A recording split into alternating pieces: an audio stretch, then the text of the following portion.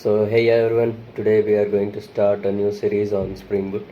It's a new framework for me also, so together we will be learning this. What we are going to do today is that we are going to have a setup done that is required for this learning. What we are going to do at first is we are going to download this Java JDK. Just search on Google Java JDK download and click on the link over here, Java SE Oracle Technology Network. After going to the Oracle homepage, you will find several versions of Java. In order to learn Spring Boot, you'll have to have a Java version of 17 or greater than it. So as of now, I have installed the Java Standard Edition 22. You can click on download, then the download will start automatically. After downloading it, you can just install the package, JDK package, and in environment variable,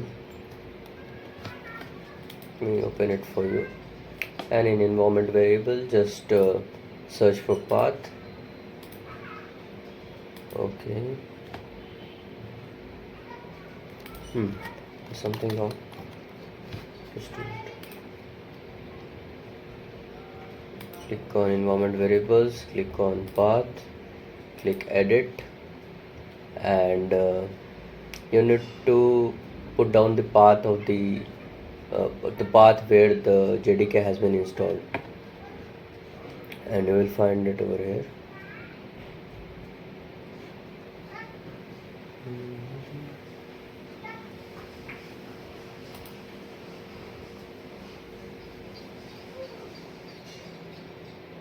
While installation, you will get a path. Actually, you will have to where the file is going to be installed, you will have to copy that.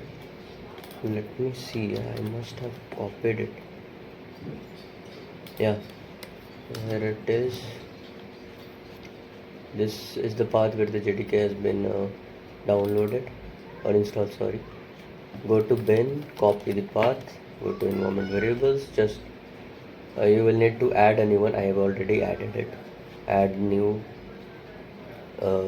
environment variable and just click on OK. That's it for the Java part, and we'll move to the Eclipse download. What you'll have to do is go to this particular link. I will be mentioning it in the description below. You can get it from there. And for us, it will be beneficial if you are going to download this Eclipse IDE for enterprise Java and web developers. Just click on it, download it, extract it, place it wherever you want, in C drive or D drive, wherever you want. After that, you can launch it.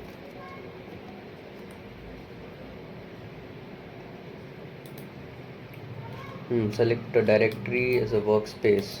You'll have to select a directory for your workspace. Let's say I'm gonna select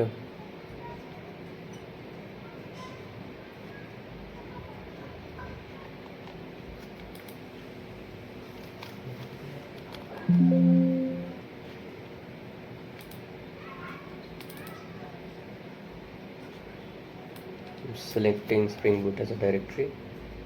Click on launch. The ID will be launched.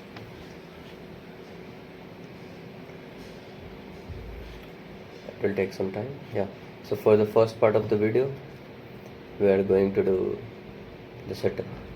We'll be uploading the second part soon. Stay tuned.